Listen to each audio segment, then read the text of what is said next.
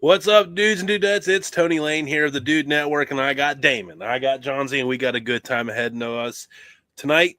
And we got another one for Saturday, and we got another one for Sunday. Another foodie show, AFS, Sunday night 9. We have the after party tomorrow night, 9 o'clock.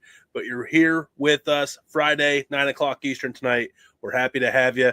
We're going to talk baseball, folklore, myths, interesting stories. It's going to be a good time. Damon and John Z don't know much about these stories. I'm probably going to tell them. So hopefully we get some good laughs. Let's get into it. Let's go.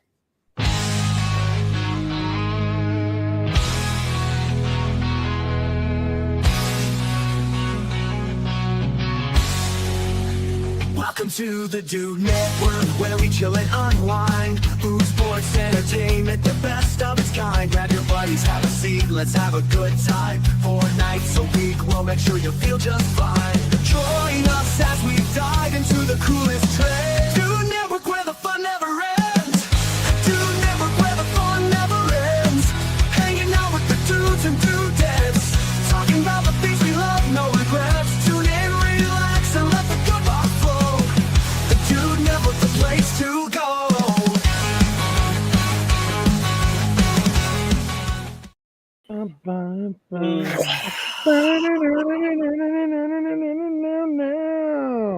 Let's freaking rage. No. No, sorry. Wrong show. That's Sunday. Yeah, exactly. Exactly. Oh, How we doing? hi, How we fellas. doing? How we doing, fellas? We're Oh, yeah. surviving. All We're right. surviving.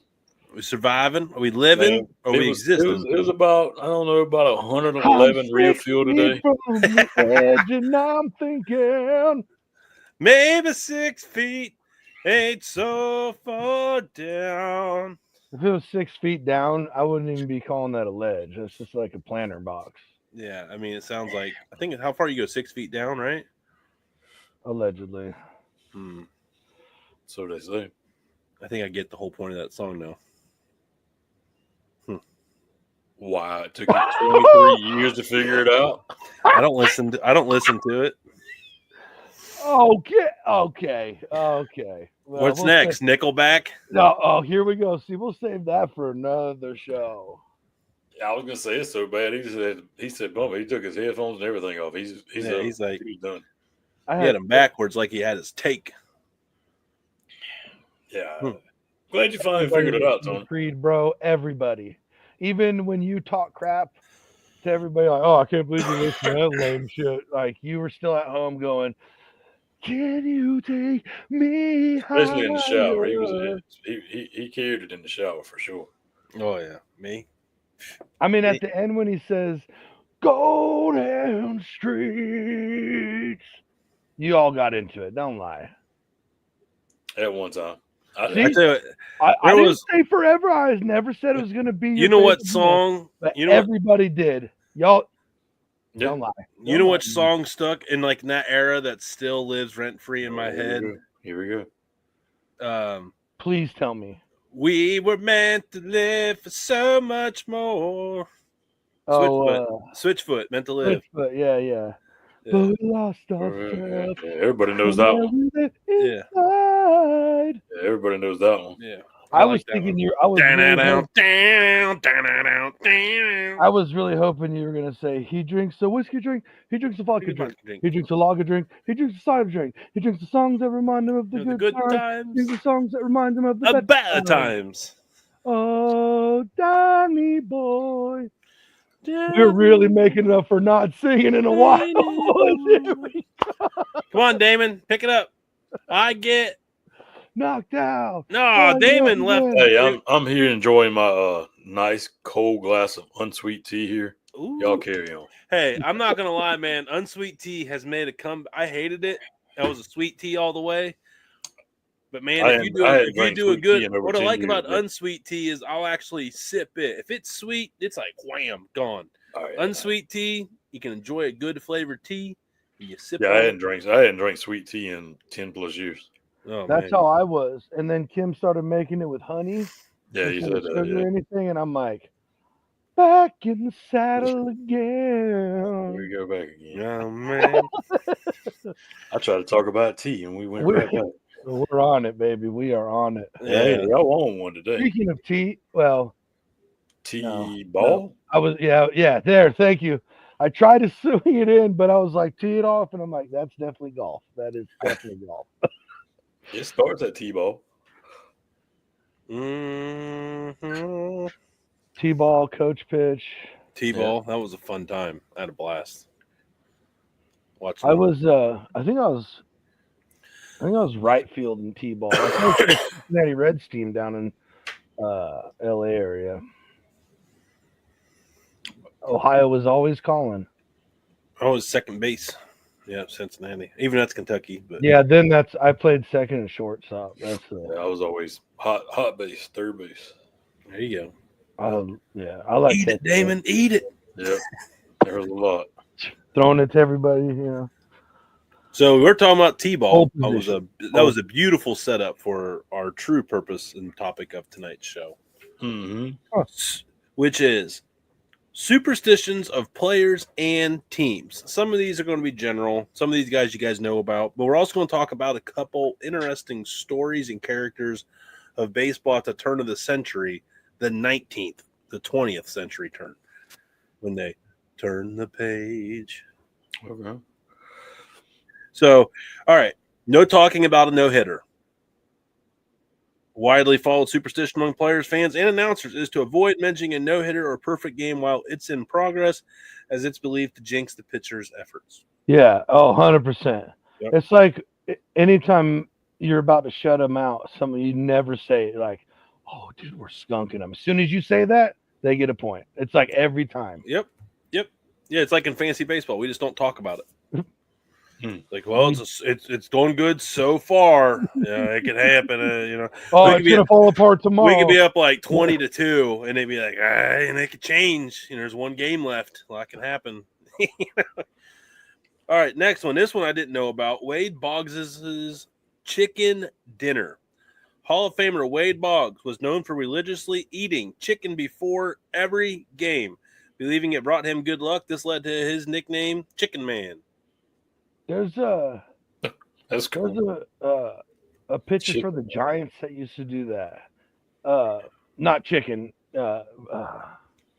Verlander, Justin Verlander. He would go have some Taco Bell meal before every single start. Dang, how did he play the whole game? I have no idea. And back then, that's when they were doing good. That's when they were winning World Series. Oof. So Mm-hmm. Taco Bell. What do you Well, know? wasn't he like a pitcher though? Yeah.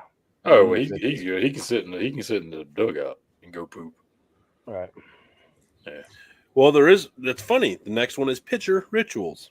Huh. Pitchers have their own set of unique rituals. Some, like Mike Queller, would pick up the ball before each inning, while others, like Turk Wendell, had a number of quirks, including brushing his teeth between innings, chewing black licorice. I'd probably brush my teeth after that inning too, and that shit, and hopping through the foul line. Hopping to the foul line. Over the foul line. Oh, so walk, hop over. Which is, they kind of prelude to it, avoiding the foul line. It's common practice for players to avoid stepping on the foul line when entering or exiting the field, either stepping over it or carefully avoiding it. A lot of especially pitchers. I did hear that one. I've heard that one. Yeah.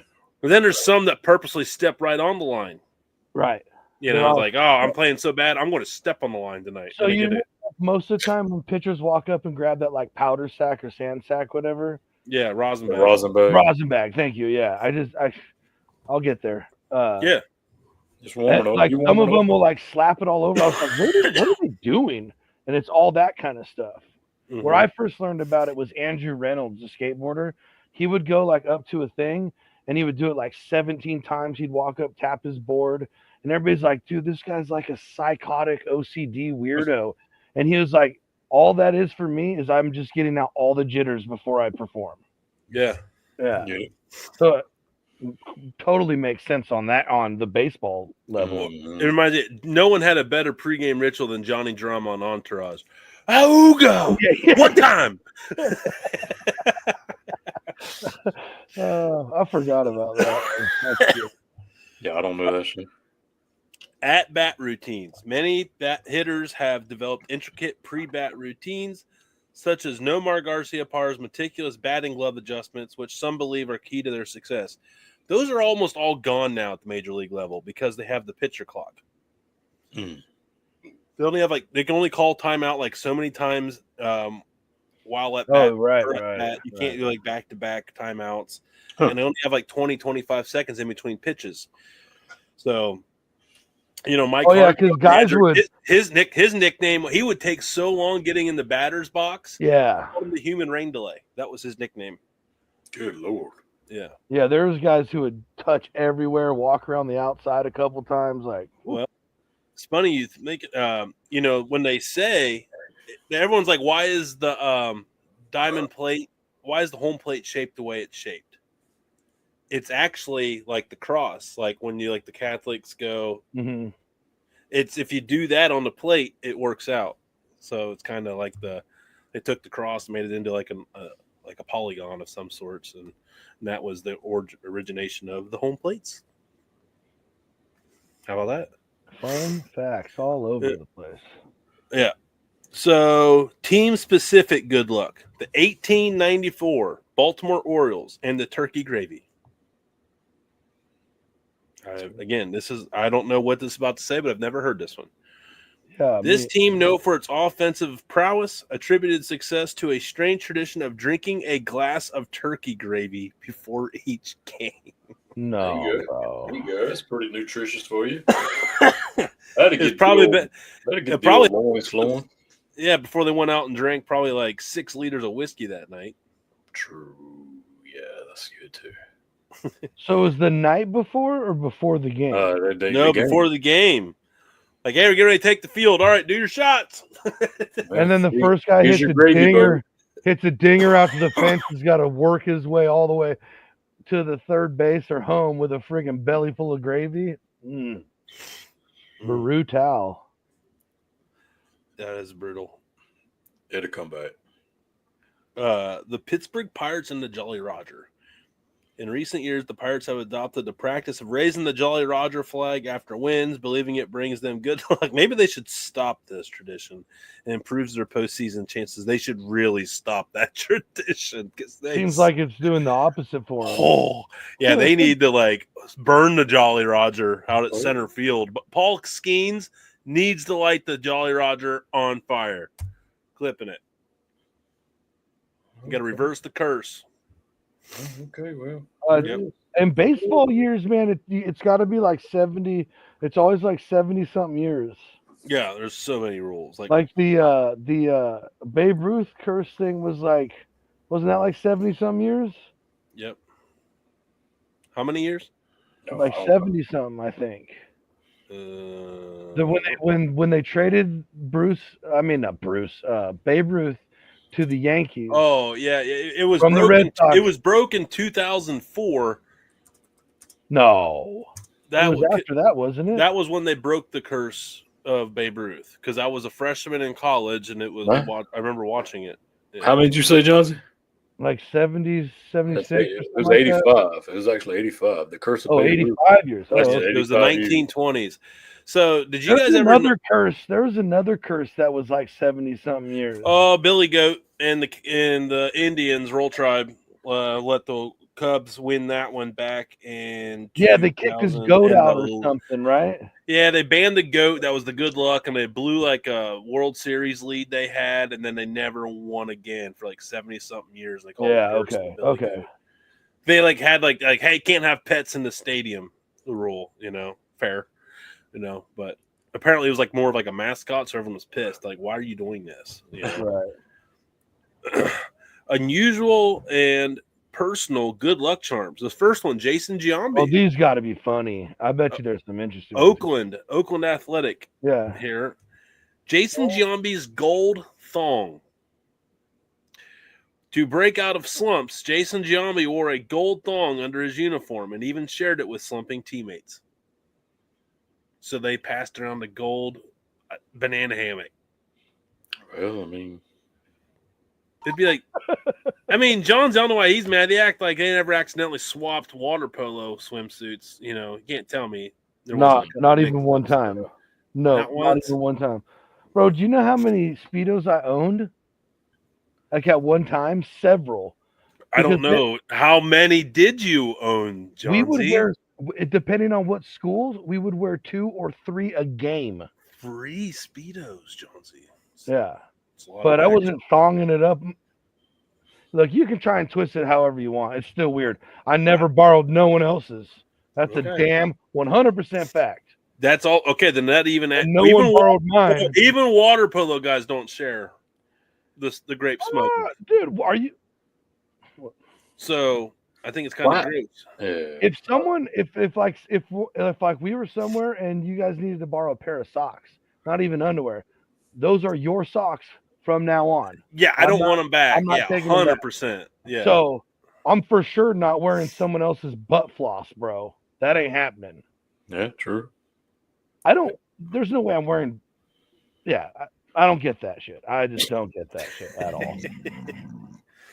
Why would you want a wedgie all day? Huh? It's like wearing a soft cup in the front and having a wedgie all day. Yeah, I don't want it. I don't know.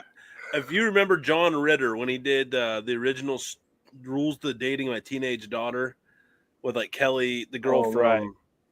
She came out in like the open and she's wearing like these, like a thong, but had them like tight, like way up on her hips. And John Ritter said, "No wonder your generation's so angry. You walk around with a wedgie all day." Yeah.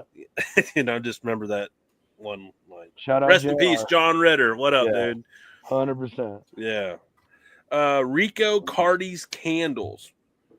Outfielder Rico Cardi floated 5 candles in his hotel room toilet and bathtub before games, hoping for a 5-hit performance.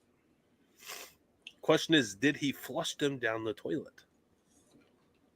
If he was in a hotel, he didn't give 2 shits about that hotel toilet system, right? No. And then the wax going down and hardening back up. Yeah, it's all good. Send it. Not their problem. Hey, I got Roto-Rooter. You're floating 5 candles around. That sounds a little more like something else. That was probably back when they had them cast iron sewage drain pipes. He was probably trying to invoke some help from someone else. Yeah, we won't talk. That's like a Saturday show deal right there. Yeah. Charlie Kerfield's Jetsons t-shirt. Pitcher Charlie Kerfield wore a Jetsons t-shirt featuring the dog Astro for good luck while playing for the Houston Astros. Did it work? Yeah, but they cheat. That's how they win. So that didn't help. What? Got him. Yeah, I'm definitely what's that? Clipping. Yeah. So and then the old slump buster. It's not on here, but I know that one.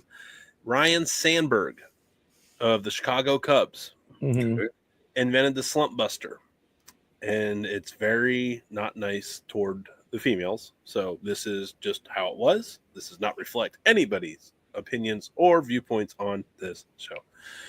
So Ryan Sandberg once was going through a really rough spot. So he went to the bar and he found the grossest, most obnoxious, overweight woman he possibly could. And he took her home and fornicated. And then the next day he had like 3 hits and snapped out of the slump. So they call it the slump buster. So then it became a tradition. When a player is doing bad, you go find something that you wouldn't find normally attractive by any regard. And then that's what you want to do things with to get out of your slump. That's where the term slump buster originated from.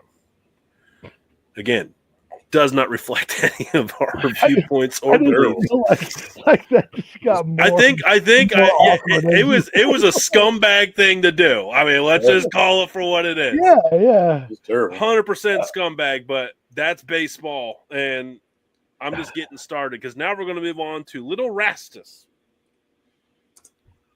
Ty Cobb's good luck charm. Yeah, and yes, Ty Cobb.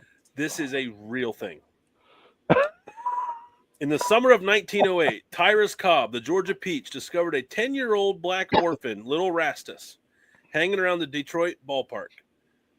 Cobb became the boy's protector, feeding and housing him, and eventually taking him to Georgia. The relationship, that's not, I don't like that. The relationship of Cobb and Lil Rastus opens up a question of Cobb's attitude towards blacks, a topic this essay aims to. Okay. 1908, July 1908, Tigers were in the thick of a pennant race. We're in a slump. The homeless black boys sought shelter in the stands. The Tigers immediately went on a winning streak, and many of the players attributed the luck to the presence of Lil Rastus. Cobb took a liking to the boy and often gave him food. The players allowed him to sleep in the clubhouse at night. In return, Lil Rastus became the bat boy and did errands for the players. When the Tigers went on the road, they left their mascot behind and ran into a losing streak. Upon their return to Bennett Park, home of the Tigers, they resumed their winning ways. Wild Bill Coughlin, the Tigers' captain, was so convinced that Lil Rastus was good luck that he would not bat unless he ran his hand through the boy's hair. Poor Lil Rastus. Yeah. When the Detroit players hit the road again, they took Rastus with them. Not a big fan of this. Yeah. Oh, Not a it's got a pretty wild ending. I definitely don't. Oh, boy. Detroit team wrote that Cobb was the Ethiopians' main defender and patron. God, papers were terrible back then. Just the journalism was just god awful. Cobb would hide Rastus under his bunk and then sneak him into his hotel room. Rastus, however, did not always play the discreet role the Detroit players wanted him to assume. Rastus would leave his room and strut in front of the other bellhops, letting them know that he was a guest, though blacks were not permitted to stay in the hotel. Oh, what a time. But Lil Rastus' luck ran out. When the Tigers returned home at the beginning of September, they began to lose games, and it was decided that Lil Rastus had to go. So they're like, hey, welcome, welcome. Oh, thanks. You're the best. Oh, it's Yeah. your fault. Get out of here. Furthermore, things were starting to disappear from the clubhouse, and there was a strong suspicion that Lil Rastus was selling balls, bats, and equipment that he found laying around. Cobb generally hid him in a locker or took other measures to protect his good luck charm. But now that the team was losing, and Cobb himself was in a bad slump, Lil Rastus was kicked out of the clubhouse. He did not want to go look back with a soulful expression at the Detroit players who stood at the clubhouse door. Lil Rastus went over to the Chicago Cubs when they arrived for the World Series. They put him on their bench during the games. He promised to put a whammy. Yeah, so basically he went around and lived in clubhouses saying he was the good luck charm. See, the original story was, and it goes to show you like the attack on Ty Cobb is that Ty Cobb left him on the road at a random ballpark. So I'm glad to see that that's not true. So, Or yeah. they left it out of it. Yeah. Well, like I said, bro. there's literally Ty Cobb is one of the most. A few things left out of all them articles. Well, I paraphrased some because there was some. I get when it brings like all the racy stuff into it. I dip out when they start bringing all that into it. Yeah, I mean, Yeah. you didn't do it. You don't got to feel guilty. Here's But, I got an You got a iconic. Yeah, I got an iconic good luck charm. Speaking of baseball, Let's hear it. Oh, Joe Boo! Joe Boo. Hey, barkeep, Joe Boo needs a refill. If you don't know that, you need to watch a movie. You need to watch the movie. Rest in peace, Bob Uecker. Joe Boo. Shout out Uecker. Yeah, and then there's also the legend of Wade Boggs beer. Okay. Wade Boggs is a family associated with an urban legend, which he has confirmed to this day, about consuming a large quantity of beer. Do anyone want to take how many beers Wade Boggs drank on a cross-country flight? Oh, I heard this before. What was? Think Nick Weary size. Yeah, I knew it was in the 50s to 70s. Wait, what happened? How many beers do you think Wade Boggs drank in one cross-country flight? Oh, dude, it was like. Oh no, never mind. I was way off. 73 beers. Yeah, I was way off. I was thinking of another guy. That is not his personal record. Nope. No, not even close. Nope. He has acknowledged drinking 107 beers in a single day, including the flight and subsequent activities. Because I think that's what he said. He drank 73 on the flight, but he was already drinking before they got on the plane. And he was just in a rhythm. Hey, all dayers. Yeah. That's a lot of beer. Dude. Could you imagine getting 3 30 packs for yourself and still not? Hey, Andre the Giant. I knew there was someone else that had Andre, 119 in 6 hours. 119 12-ounce beers. 119 to 156 beers in one sitting. Mm-hmm. That's insane, dude. Yeah. I remember there was a story like... That's not baseball, folks. Sorry, but... No. Imagine if he got a hold of a ball, how far it would have went, though. I think Hulk Hogan over in Japan gave him like a whole case of wine. Like it was like 12 bottles in the case. And then like he said like an hour into the drive, he was like, "Oh, I gotta pee and I'm thirsty." And Hulk's like, "I gave you all that wine." He goes, "It's gone." He drank like 12 bottles of wine. Vino. Yeah. He actually holds the record.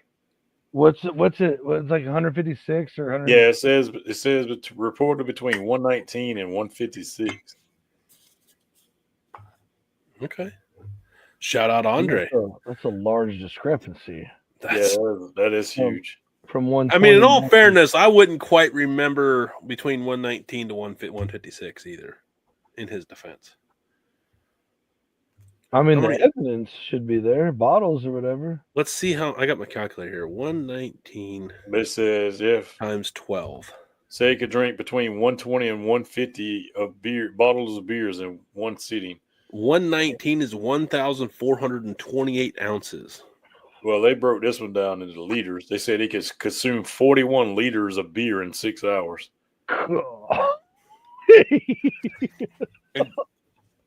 He said he once passed out in Pittsburgh in a Pittsburgh bar after drinking 127. Said he's so big the staff couldn't move him, so they just left him there to sleep it off. Yeah, it's like leave a note, be like, stay here till we open, please. Like, you're right. Jeez. Holy cow! That's crazy. Dude. Those wrestlers, Ric Flair's got some numbers out there too. Oh, Ric Flair's got some numbers about all kinds of things. He was high styling, profiling, woo, Rolex wearing, beer chugging, bourbon consumer, extraordinaire. Yeah. So yeah, baseball's always been kind of fun for that. It's like they've probably been like they were probably like the most least athletic professional athletes of all time back then. True. They didn't train. They didn't have training schedules. It was play ball, get smashed all day. That's all they did. Party. There was very few players that weren't. That's why the Honus Wagner car is so valuable, because it was on a tobacco card and he didn't drink or smoke. He was straight edge. So he told them to pull all the cards. Then there was like no one. Yeah, so that's why that card's so valuable, because only so many of them actually made it out before he made them. He said, "Get my picture off that plant." Yeah, he goes, I didn't consent to this. You're not paying me. Like, you can't just steal my But and then the other one we were going to talk about, we're kind of here as wrap it up, was the Rube Waddell I sent you. He was original Hall of Famer. He played baseball, and then in the offseason he would disappear. Then he found out he was at a circus wrestling alligators. Oh, yeah. I never remember this guy's name. Yeah, Rube Waddell, and he was a pitcher, and he was an unbelievable pitcher, unbelievable drunk too. Go figure. Trend here. But if there would be like a train, he would like run off the field to go watch the train go by, because he was just enamored by trains. And yeah. And he was a big fisherman, so he would like leave mid-game to go fishing. Or I think there was like a story like the manager, he just pitched like a complete game, shutout, And they had a doubleheader, and the manager's like, if you throw another one, I'll give you 3 days off to go fishing. He's like, you Deal. got it. Went out and threw another shutout and struck out 15 batters and got the win. He's all right. I'm out. And then didn't even stick around to shake hands. He's like, I'm out. Probably stole a damn car to get out of there. Yeah, we could do a whole series on just old baseball players. And what's really fascinating is the Negro Leagues. They were actually the highest paid baseball players of that era because they didn't really have contracts. Satchel Paige was the highest paid baseball player of the entire era. Right. Because there were no contracts for good, so he would just go to the highest. They actually had a bidding war. He was like actually honored free agency over there. So yeah. He was getting those like A-Rod contracts back then. Oh yeah, yeah. Back then, yeah, he was probably making $100,000 a year. Yeah. I mean, stupid money. Oh yeah, Satchel Paige had some awesome quotes, but he had the rules of life. You don't talk about. He even put him on his tombstone. Here's a breakdown of his 6 rules for staying young. Avoid fried meats, which angry up the blood. Okay. If your stomach disputes you, lie down and pacify it with cool thoughts. Keep the juices flowing by jangling around gently as you move. Go very light on the vices, such as carrying on in society. The social ramble ain't restful. Avoid running at all times. Avoid what? Running. Oh, I thought you said ramen. I was like, dude. No, avoid running all time. Yeah. Don't look back. Something might be gaining on you.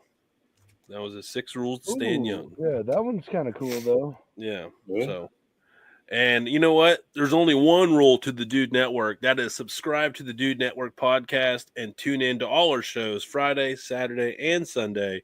This is just one of 3. We're going to wrap it up here. We're going to get ready to record tomorrow night's banger. We'll see you tomorrow night at 9 o'clock again, Eastern, 6 o'clock Western. Everywhere in between, Dame and John Z. You guys are beautiful. Let's go. We'll see you guys over there tomorrow night.